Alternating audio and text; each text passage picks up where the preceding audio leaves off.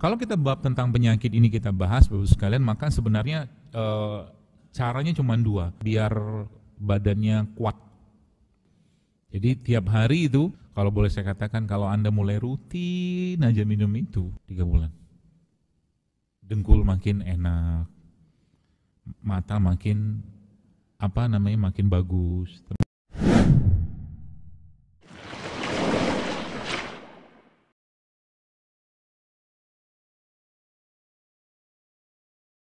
Fisik ini gampang sebenarnya. Ya, saya kasih anunya aja, clue-nya aja. Ya. Jadi kalau kita bicara penyakit, Bapak sekalian, dalam kaitan dengan fisik ya, setelah tentunya tadi itu dianuin ya, selesaikan ya, fitrahnya itu, sedekahnya diperbanyak, silaturahim diperbanyak, makanan jiwanya diperbanyak. Makanan jiwa itu maksudnya apa? Kan ada makanan jasad dan makanan ruh. Makanan ruh itu syariat. Ya, sedekah segala macam. Tapi ada kalanya kita perlu makanan jiwa. Ada ibu-ibu, bapak-bapak yang memang misalkan Anda punya suami yang lagi sakit, hobinya mancing. Misal, suruh dia pergi mancing saja. Karena itu obat buat dia. Makanan jiwanya. Karena dia lagi mancing, senang dia mancing. Entah dapat, entah enggak, pergi mancing itu menyenangkan buat dia. Ibu-ibu misalkan Anda punya hobi yang selama ini tidak terakomodir, kalau bisa minta izin sama suami supaya tidak melanggar syariat, kerjain aja, karena itu makanan buat jiwa Anda. Ya, jadi kan 3 tadi tuh, makanan jasad, makanan jiwa, makanan ruh. Itu beda-beda semua tuh. Ya, supaya terakomodir semua. Nah, kalau kita bab tentang penyakit ini kita bahas, Bapak sekalian, maka sebenarnya caranya cuma 2. Ya, caranya cuma 2 yang kita bisa lakukan untuk memperbaiki masalah kesehatan kita secara natural atau secara fitrah begitu. 2 yang pertama apa? Yang pertama remove the bad. Singkirkan yang buruknya. Tadi bab penyakit hati sudah selesai ya. Remove the bad. Remove the bad itu apa? Hilangkan. Jadi tubuh kita itu aslinya bisa mengerjakan atau memperbaiki dirinya sendiri asal apa? Tidak dibebani dengan yang memberatkan dia. Ya, remove the bad. Apa itu remove the bad? Semua yang mengganggu proses kita. Intinya makanan-makanan tidak asli, tidak natural, tidak alami, olahan ya. Mungkin yang sudah sering dengar itu sudah tahu lah ya. Semalam saya bertemu dengan seorang bapak-bapak yang saya kaget juga sama dia. 20 tahun migran. Lama kali. Ya. Terus dia bilang, saya lihat video-video dokter gitu kan. Terus mulailah saya mengurangi 1, dia bilang. Apa yang dikurangi? Nasi. Nasi putih itu dikurangi sama dia. Mulai berkurang tuh migrannya. Gak tahu hubungannya apa nasi putih, tapi ya babnya tuh mungkin lebih ke arah gula kan. Gitu. Kurangi nasi putih. Makanya remove the bad ini sebenarnya kan banyak yang sudah sering kali saya sampaikan, tapi banyak yang nggak bisa ngerjakan karena berat. Ngurangi atau stop nasi putih. Stop tepung atau terigu, stop minyak goreng, kecuali minyak kelapa tuh oke lah. Yang keempat itu stop gula pasir. 4 ini remove the bad itu sudah boleh dibilang secara fisik ya, 60%, 70% tubuhnya bisa reset ulang. Sudah sering kita, maka di rumah nanti beras-beras Anda mulai diperbaiki. Kalau kan kita masih bisa atau masih nggak bisa ninggalkan beras kan atau nasi, diganti. Makanya kalau nanti ibu-ibu main di kafe itu berasnya kita pakai beras coklat. Ya. Kapan hari itu ada jamaah dari Bintaro gitu, 1 bus datang sana main.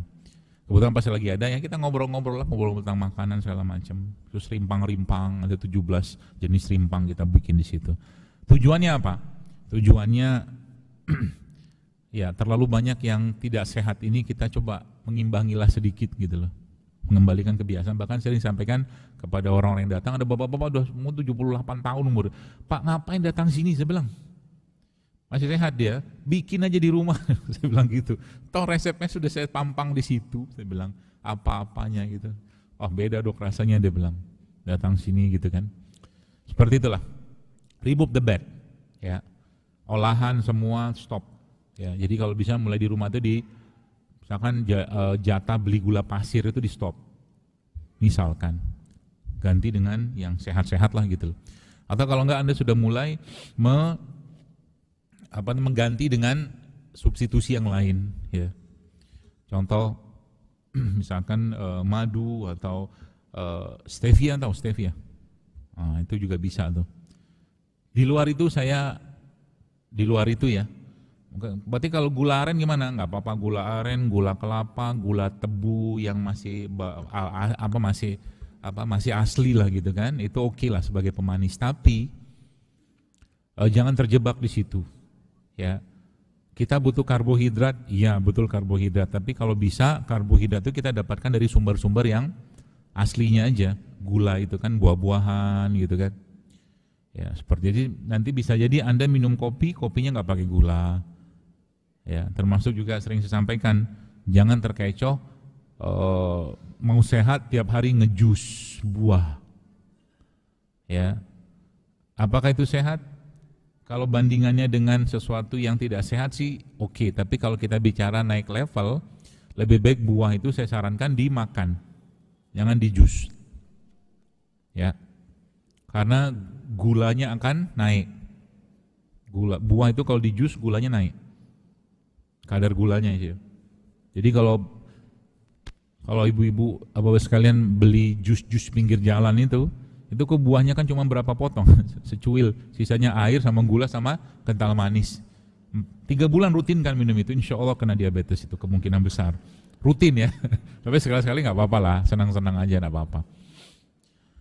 Remove the bad, ya, remove the bad ini jadi banyak ya, termasuk makanan-makanan olahan. Ya, saya tuh kadang-kadang kalau beberapa masjid yang pas lagi kajiannya agak rame gitu ya, mungkin kita bikinnya Sabtu Ahad itu, kayak kapan hari di Bandung itu kita bikin bazar sehat. Ternyata ketika diajak berkreasi bisa aja kita tuh. Ya, jadi bazar-bazar itu jualan macam-macam itu. Ya. Tapi hari kita kenal ternyata bisa gitu lah seperti itu. Ya, nantilah kapan-kapan kita buat.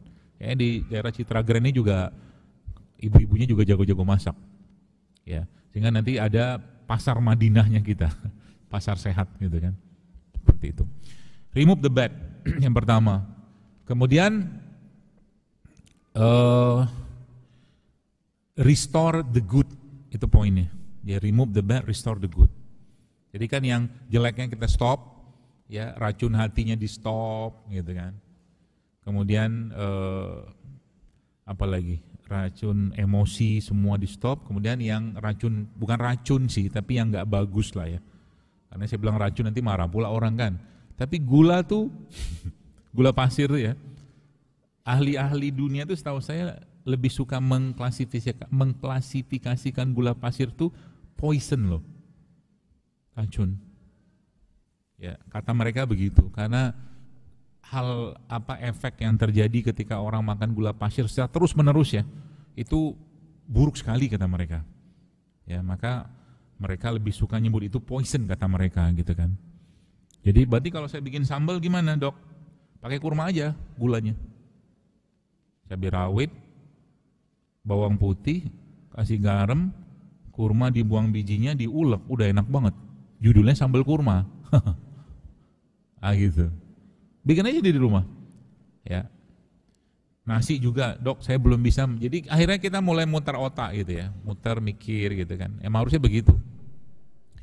Saya nggak bisa ninggalin nasi, nggak apa-apa. Tapi nasi Anda atau nasi kita tuh kalau bisa jangan menyebabkan gula darah kita naik habis makan. Caranya gimana? Banyak caranya. Nasinya Anda kasih biji-bijian. Udah banyak lah itu, udah tahu lah itu mereknya apa, nggak usah saya sebut. Ya. Biji-bijian ya, jadi waktu masak itu ada biji kacang hijau, ada biji habatus sauda waktu lagi dimasak itu. Atau kalau enggak nasinya Anda kasih VCO, campurkan supaya gula darahnya enggak naik. Ada juga cara yang lain, cuman enggak enak. Katanya nasi itu kalau dimasukin kulkas gula darahnya itu, cuman enggak lazim di kita. Ya. Atau kalau enggak sebelum makan nasi itu Anda makan sayur, ya, atau cuka, apel apa gitu, tuh gula darah kita tidak terlalu naik setelah itu. Itu caranya. Jadi mulai berkreativitas gitu loh. Oke? Restore the good ini maksudnya apa? Restore the good ini maksudnya apa? Jadi tubuh kita itu dia bisa jadi kan gini. Tadi remove the badnya sudah selesai, restore the goodnya ini atau mungkin mengembalikan yang baik-baik tadi dengan cara memberi asupan. Nah, kita harus ngerti dulu nih. Ya, asupan itu yang kira-kira yang paling bagus untuk mengembalikan itu apa? Di samping tadi ada fitur-fitur syariat ya. Fitur syariat itu contohnya apa? Restore the good ini kita bisa masukkan di situ sebenarnya puasa. Puasa itu akan mengembalikan sistem tubuh kita. Ya. Kalau lah nggak puasa gimana? Perbanyaklah jangan terlalu sering makan. Makannya kalau perlu aja. Itu juga bagus, ya. Nah, itu salah satu contohnya. Kemudian apalagi Ibu sekalian restore the good ini? Tubuh manusia nih kita nih, ya. Bahan baku dasarnya kita ini kan asam amino. Jadi kita ini ya manusia ini kan dibikin hanya dari 4 jenis asam amino kan. Makanya kalau masih ingat zaman lu SMA kita belajar A, T, G, S itu loh. Adenin, tirosin, guanin, sitosin itu lah. Tubuh kita itu kan di sini itu doang sebenarnya. Nah, makanya Allah Subhanahu wa taala menciptakan berbagai macam asupan asam-asam amino. Saya lupa tuh esensial apa non esensial. Pokoknya dari luar tubuh kita itu. Ya. Nah, itu salah satu yang terbaik yang kita bisa asup itu di sumber-sumber yang khususnya disebutkan dalam Al-Qur'an. Misalkan kurma, madu itu restore the good tuh. Atau kalau yang versi lokalnya kita air kelapa. Air kelapa itu kalau Bapak Ibu baca, ya itu asam aminonya kan kuat sekali, bagus sekali ya. Apalagi kalau Anda nanti mau lagi badan gak ada tenaga, ini resep biar badannya kuat. Air kelapa itu mau tua, mau muda, asal jangan dibakar aja. Air kelapa Anda masukkan madu ke sana, aduk-aduklah sebentar. Lalu nanti setelah minum air kelapa itu Anda makan telur ayam kampung. Diapain telurnya? Terserah mau dikukus di setengah matang boleh, apa boleh gitu-gitulah. Ya.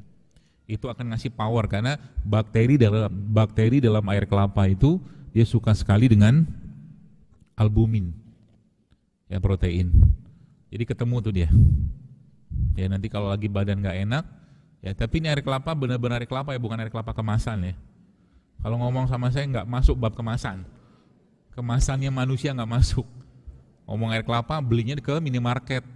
Nggak itu. Air kelapa beneran. Ya, mau kelapa muda, mau kelapa tua, mana aja. Itu restore the good. Ya, ada kurma, termasuk juga udah lama banget tuh saya bikin itu. Itu sangat baik dalam memberikan energi. Jadi air kelapa Anda ambil airnya lalu Anda blender dengan kurma. Ya, itu cepet banget tuh ngasih power ke badan. Ya, kasih garam sedikit. Kurmanya nggak banyak-banyak ya. Ya paling 2 atau 3 lah biar dapat manisnya sedikit. Kemudian apa lagi Bapak sekalian yang kita bisa kerjakan untuk merestore the good ini? Tadi kan ada madu, ada kurma, ada air kelapa. Beberapa lagi tuh kayak habatus sauda tuh restore lah. Cuman yang kalau bahasa kita lebih gampang itu perbanyaklah asupan serat. Serat. Ya entah sayur, rumput laut, ya lidah buaya, pokoknya serat aja. Ya. Sebenarnya kurma tuh ada serat juga. Ya. Nah, buah-buahan tuh kan semuanya tinggi serat. Tapi sebenarnya dia nggak terlalu banyak, ya nggak terlalu isinya tuh bukan serat doang. Ya, termasuk di sini enzim. Ya, enzim itu perlu Anda nanti asup tuh karena restore the good itu salah satu atau banyak mineral dan atau enzim untuk tubuh kita tuh sangat penting dalam metabolisme tubuh kita, enzim. Contohnya paling gampang dapat enzim dari mana? Buah-buahan kan. Tapi buah-buahan itu sebenarnya aslinya kayak apa ya? Kayak strawberry itu. Kalau Bapak Ibu makan strawberry, kalau bisa daunnya jangan dibuang.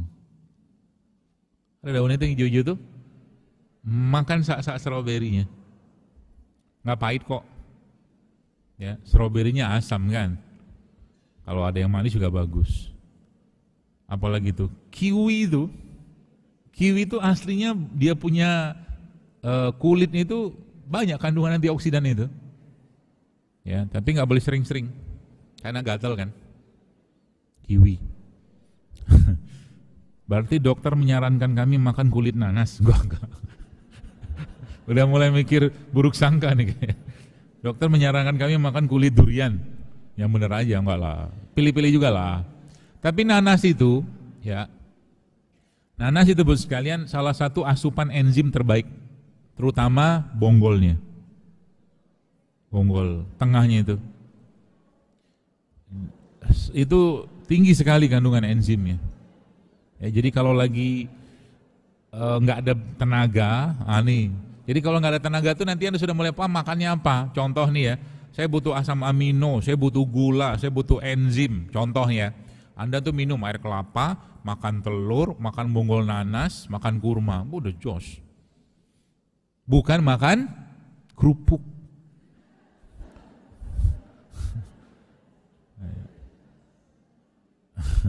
Apalagi kerupuk-kerupuk keriting itu. Itu Masya Allah ya, kalorinya tinggi banget, ini belum bicara minyaknya loh. Ya. Jadi kalau sekarang sudah paham ilmunya,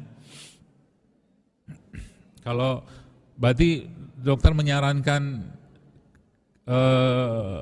ibu bapak sekalian, atau saya menyarankan bapak ibu sekalian untuk memang mengurangi asupan gula olahan. Jadi kalau sekarang Anda lihat roti terigu itu, kan tinggi banget tuh gulanya kan.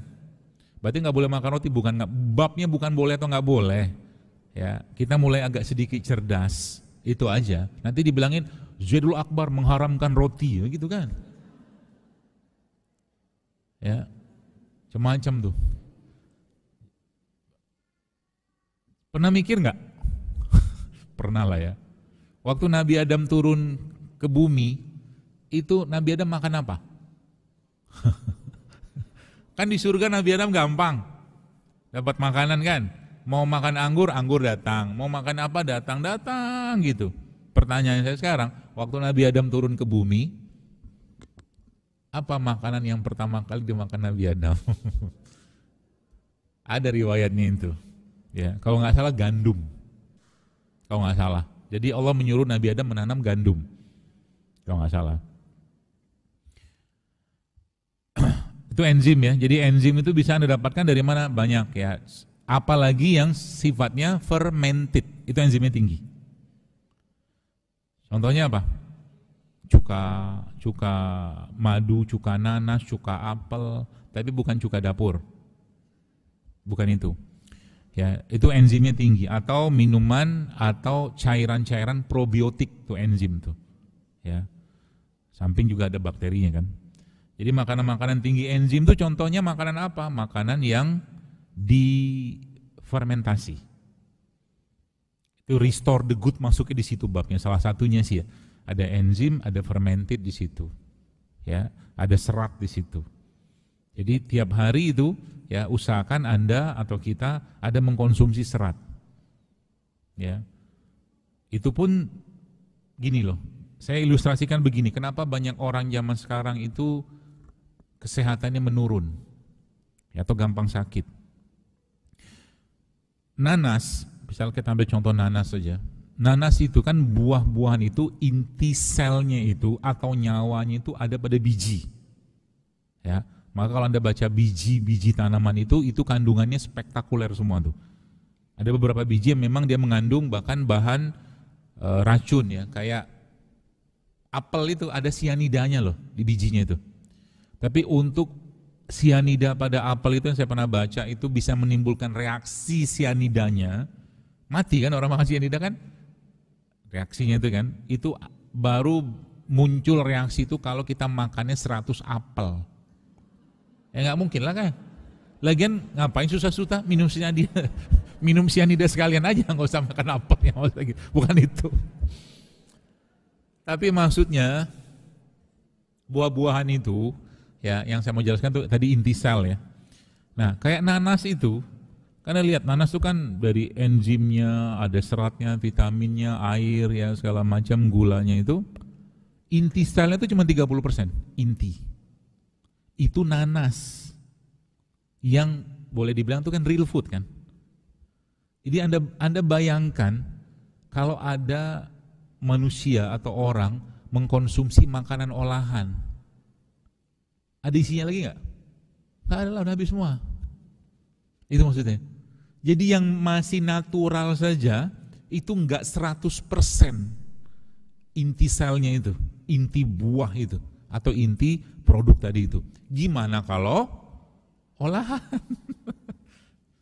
Makanya wajar zaman sekarang itu anxiety, kecemasan, mental illness, macam-macam lah penyakit-penyakit yang dulunya itu nggak ada. Ya, bukan saya menafikan, itu bukan. Dulunya tuh nggak ada.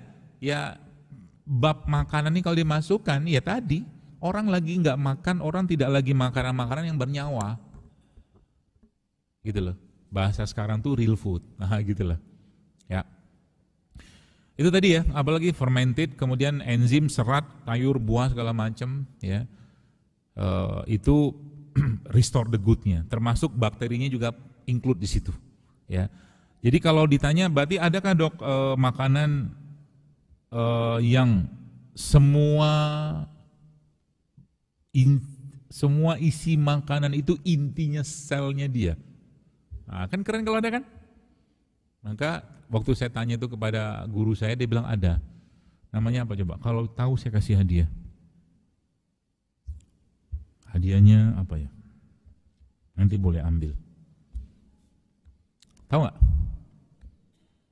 Jadi semua bagiannya itu inti semua, include di situ. Kata dia, saya percaya aja karena guru kan. Tapi benar juga sih. Ternyata itu adalah kurma. Jadi kurma itu semua bagiannya inti, termasuk biji-bijinya itu intinya dia. Jadi kalau Anda bisa minum seduhan biji kurma itu bagus tuh. Sudah pernah saya posting kalau nggak salah cara bikinnya itu. Nanti coba dibikin tuh. Jadi sayang biji kurma itu dibuang. Ya, padahal dia antioksidan, serat, vitamin, asam amino, biji kurma itu tinggi sekali. Jadi minum seduhan biji kurma. Kalau saya sebut kopi kan jadi aneh kan. Kopi biji kurma, kopi itu tanaman sendiri, jadi seduhan biji kurma gitu kan, supaya gampang. Minum seduhan biji kurma yang sudah jadi bentuk bubuk gitu, kasih madu misalkan, makan kurma, minum air kelapa, asik banget tuh. Gampang ya, gampang, restore the good. Restore the good. Jadi berarti intinya apa? Berarti kita nggak boleh nyampah dok? Wah, nggak apa-apa. Cheating lah sekali-sekali. Ya, supaya damai hidupnya. Karena kalau kadang-kadang perlu cheating kita. Karena jujurly, jujurly. Bercanda. Sekarang lagi ada gitulah. Kita butuh juga kayak begitu Tuhan. Kalau misalkan ibu bapak tanya, dokter makannya kadang-kadang ada aneh-aneh nggak? Dokter makan mie nggak? Saya makan. Tapi mie yang agak sedikit berkelas lah. Ya, jangan terlalu murah, karena bisa kalau murah tuh banyak masalahnya. Apa-apa sekali-sekali. Tapi kalau saya makan mie itu biasanya anak saya sudah tahu. Bawang bombanya 1, bikin mie, bawang bombanya 1, pokcoynya 3. Kebayang? Bawang bombanya 1, saya potong, pokcoynya 3, seledrinya 3 atau 2. Sama cabenya 2, 3. Jadi itu sayur yang ada mie-nya, bukan mie yang ada sayurnya. Paham? Supaya cerdas sedikit kita. Kok nggak mudeng? Mudeng kan? Paham kan? Telurnya 2. Yang saya makan pertama kali, sayurnya. Habis makan sayur, makan telurnya dulu. Baru terakhir mie, sehingga mie-nya sedikit saja saya makan. Kan pengen kan, judulnya kan tidak apa-apa lah. Ya, tapi akhirnya apa? Aman saya, nggak ngantuk, nggak apa, seger tetap badan kan. Kita makan sayur, makan apa, telur, gitu-gitulah. Karena setan tuh kan ngintilin kita terus kalau urusan makanan. Oh, udah nggak percaya? Dia Al-Baqarah itu kan sudah lo bilang, ngintilin kita dia itu. Urusan makanan tuh diintilin. Maka diikutin terus kan, kata apa? Wakulu mimma fil ardi halal thayyiban, katakan kata Allah perintahkan makanan yang halal, makanan yang baik. Tapi kalimat setelahnya apa? Wala tattabi'u khutuwati syaitan. Jangan ikuti langkah setan. Ada urusan apa halal tauhid sama makanan sama setan? Makanya ulama menyebutkan dalam urusan makanan itu setan memang bercokol di situ. Ya, jadi hati-hati. Jangan dikecohkan terus sama dia. Apalagi apa tuh namanya? Kenapa makan itu terus? Enak, Dok. Sekali-sekali nggak apa-apa lah. Kalau hari ini makan, besok makan, terus makan itu namanya bukan khilaf ya, tapi doyan kan. Diperbaiki itu dikit-dikit. Ya, karena bapak moyang kita Nabi Adam dikeluarkan dari surga gara-gara urusan makanan. Ya nggak sih? Ya kan? Dan itu makanannya sakti menurut saya. Sakti loh. Kok dokter bilang sakti? Oh sakti. Kalau Anda baca di surat di Quran itu, habis makan buah itu, apa yang terjadi pada Nabi Adam? Apa yang terjadi? Terbuka aurat. Kan sakti itu makanan. Habis makan kebuka aurat. Makanan apa kayak begitu? Zaman sekarang aja nggak ada mungkin. Gitu. Nggak tahu tuh ceritanya apa di balik itu ya. Itu kan kadang-kadang Quran tuh kalau dibikin mikir makin cerdas kita. Emang suruh mikir kita. Ya seperti itu. Itu restore the good ya. Serat, sayur, segala macam. Nah, apalagi kita bisa lakukan restore the good ini, vitamin, mineral ya. Saya kira mungkin semua sudah paham. Cuman kalau saya biasa andalan saya itu saya dapatkan itu dari rimpang-rimpangan. Rimpang ya. Jahe, kunyit, serai ya, lengkuas, apalagi itu.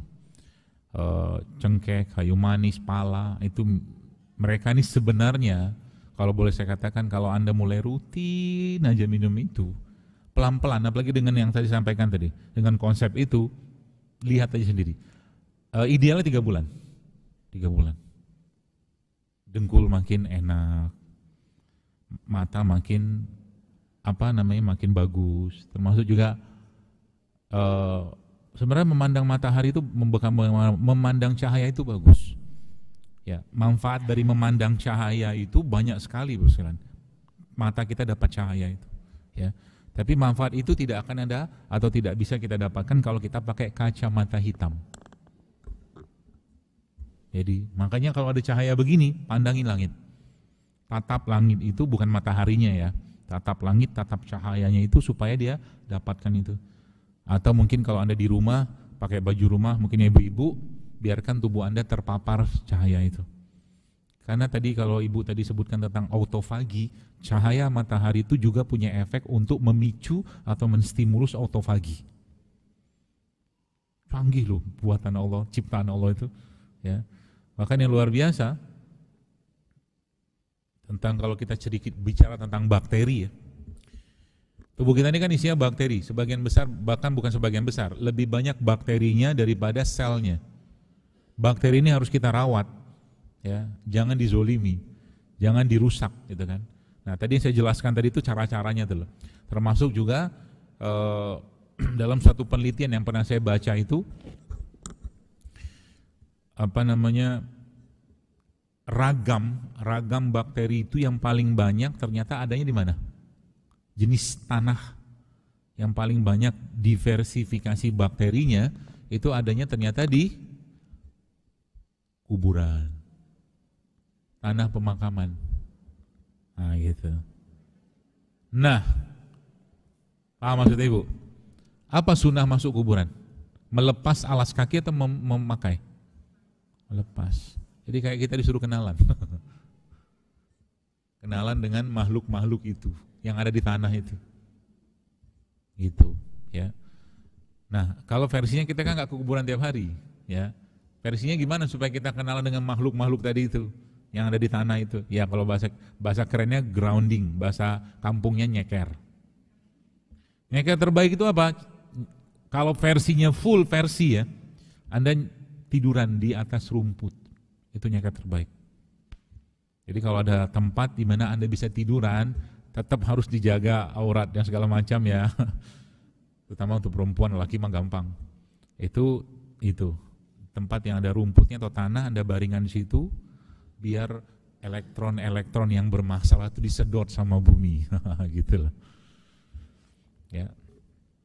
Atau yang paling gampang naik gunung. Ya, itu gampang. Gunung tuh lebih seru lagi, dia bisa sangat banyak manfaatnya lah. Mungkin kalau kita berinteraksi dengan alam itu. Bukan cuman sekedar healing ya. Ya, kalau cuman healing lagi-lagi itu masuk babnya kalau saya receh aja.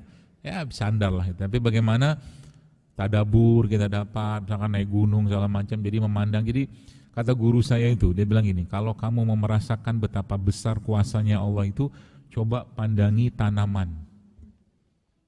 Itu kan depan ada kurma tuh. Pandanglah tanaman itu sampai air matamu menangis. Bisa nggak gitu? Bisa. Cara paling gampang apa? Minta teman kita nginjak kaki kita. Sampai sakit gitu. Nangislah kita. Tapi benar, kurma itu kalau kita pandangi, kita terharu loh. Kenapa terharu? Nabi itu mengilustrasikan seorang mukmin itu seperti pohon kurma loh. Benar, ada hadis. Jadi kita tuh akhirnya kan mandang pohon kurma. Pertanyaannya kalau saya gitu kan mandang pohon kurma tuh, apa yang bisa membuat saya nangis? Gampang. Kalau kita ngerti hadisnya, kita ngerti bagaimana itu jadi perumpamaan dan bagaimana kehidupan kita. Kurma itu kata Nabi kan dalam bahasa itu kan, kehidupan seorang mukmin itu ibarat tuh kurma, buahnya bermanfaat, dia punya apa? Daun ya bermanfaat, dia punya batang bermanfaat, dia punya akar bermanfaat, semua bermanfaat kan? Lalu nangisnya dari mana? Nangisnya, saya tuh mikir, kenapa mikir? Ini hidup sekian lama, apa karya yang sudah saya kerjakan? Manfaat apa yang sudah saya kasih buat orang lain, buat diri sendiri, buat keluarga? Sekolah SD, gitu kan? Ini belum masuk bab hadis lagi. Seseorang yang menuntut ilmu bukan karena Allah, maka bau surga pun gak tercium. Kita sekolah SD, tujuannya apa? Biar bisa masuk SMP. Dunia lagi kan? SMP sama juga kayak begitu. Sampai ke kuliah, 20 tahun, 21 tahun gak tahu mau kerja apa. Gak tahu cari duitnya kayak apa. Padahal harusnya SMA itu sudah mateng. Udah siap kerja, sudah siap nikah. Harusnya, secara syariat ya. Tukang pohon kurma kan, akhirnya nangis kan. Ya Allah, ini ngapain aja hidup zaman sekarang itu. Zaman SD dulu ngapain dulu kan. Juz amma gak hafal. Surat yang dihafal kul. Itu aja. Bisa nangis kan jadi kan? Nangis kita. Nah gitu loh contohnya. Jadi akhirnya apa? Lihat kata guru saya itu ya pandangin itu sehingga kamu merasa apa yang sudah kau kerjakan dengan hidupmu. Ya. Imam Malik itu Bapak sekalian. Imam Malik seingat saya kalau nggak salah beliau sebutkan itu tuh itu kalau dihitung-hitung dari mulai beliau apa keluar dari jalan lahir ibunya itu lahir sampai meninggalnya beliau. Bukan Imam Malik, Imam Ahmad, sorry. Dari mulai dia keluar dari perut ibunya, lahir, sampai meninggal. Usia kan meninggal kan 40 tahunan cuman itu. Itu dihitung oleh para ulama, satu hari itu dia dia menulis itu 40 lembar halaman, 40 halaman, satu hari. Itu dengan catatan masih bayi. Nggak mungkin bayi nulis kan, berarti masuknya masuk dia akil balik kan. Sudah bisa nulis kan? Berarti bukan 40 kan? Lebih banyak lagi selama hidupnya. Oh Imam Nawawi, sorry. 40 halaman. Kitab Riyadus Sholihin itu, mungkin pernah Anda tahu kan? Yang semua pondok, masjid pasti pernah mengkaji kitab itu. Tidak putus-putus pahalanya. Kalau dipakaikan copyright, kaya raya itu. Imam Nawawi itu. Ya. Artinya apa tadi? Balik-baliknya ya apa yang sudah kita karya, apa yang sudah kita perbuat, masalah apa di umat, di keluarga, di diri kita yang sudah kita selesaikan. Ya, ini urusan kesehatan aja kita nggak mau patuh, nggak mau disiplin, nggak mau jaga. Ini enak, semua enak, itu dimakan. Akhirnya apa? Masa tua hanya menjadi masa yang manen penyakit akibat ulah dan kebodohan serta kejahilan serta hawa nafsu yang tidak terkendali. Saya nggak mau. Saya mau mati tua saya matinya tenang, gak nyusahin anak, keturunan dan cucu atau cicit. Gak mau. Saya mau kembalikan jasad ini kepada Allah dalam keadaan baik, sebagaimana Allah ciptakan dalam keadaan yang baik. Hidup sehat bagi seorang mukmin itu bukan lifestyle, bukan. Itu bentuk rasa syukur kita, bentuk rasa kita berterima kasih, bentuk komitmen kita untuk mengembalikan jasad yang dititipkan Allah ini kepada Allah nanti dalam keadaan baik, bukan berlimpah penyakit karena ulahnya kita. Itu poinnya. Jadi bukan sesederhana itu, karena Allah akan tanya kan, Anda menjamin mercy ke orang, 3 bulan dipinjami, bannya hancur, rusak, kaca depan baret-baret. Anda tanya, apa yang kau perbuat dengan Mercy-ku ini? Ditanya sama yang punya, yang pinjam kan, yang meminjamin itu. Sama kayak Allah. Kenapa kau kena penyakit ini? Kenapa kau begini-begini? Padahal aku ciptakan kau untuk beribadah. Ibadah itu sudah kusiapkan supaya tubuhmu kuat, sehat. Udah kusiapkan tuh. Ya.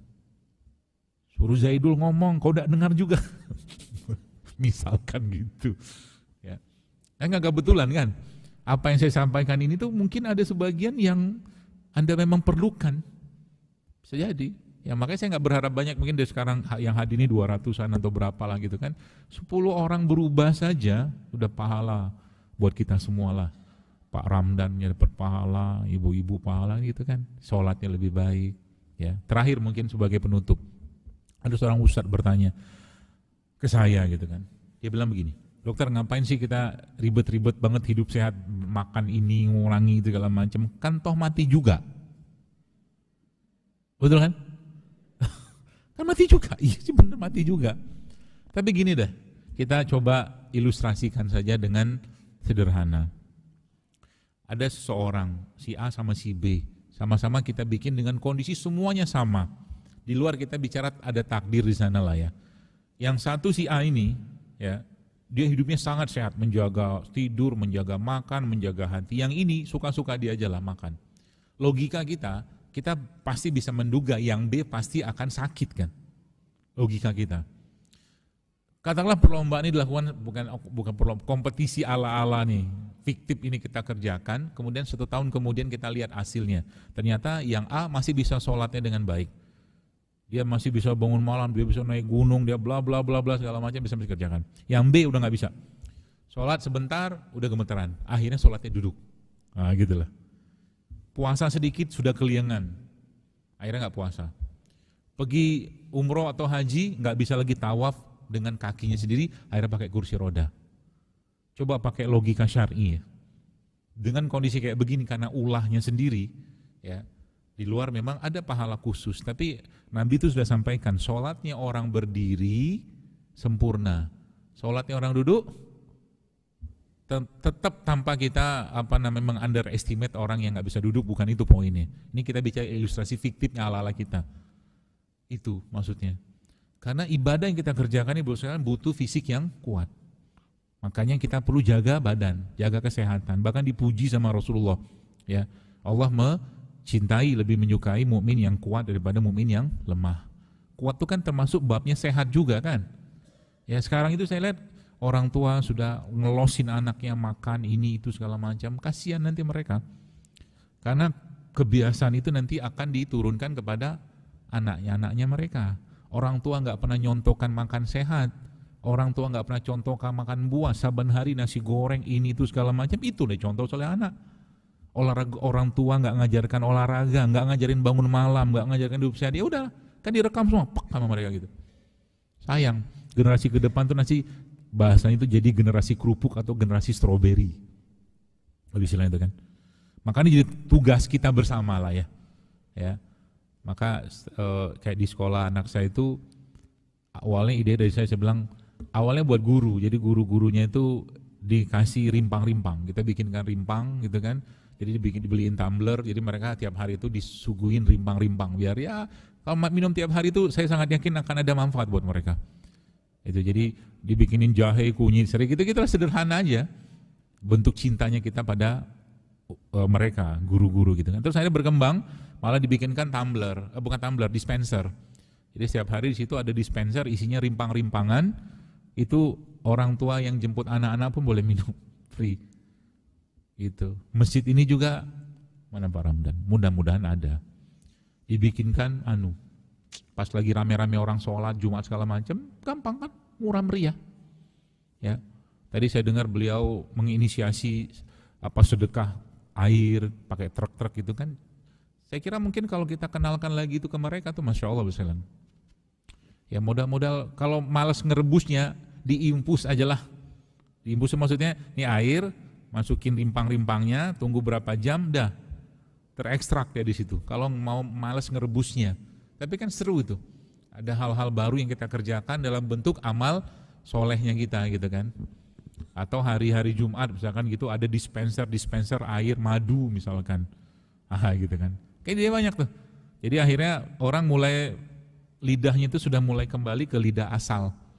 Gitu. Jadi apalagi itu dikerjakan di masjid. Nah, itu kan seru. Ya, seperti itu. Baik, Masya Allah udah jam 11.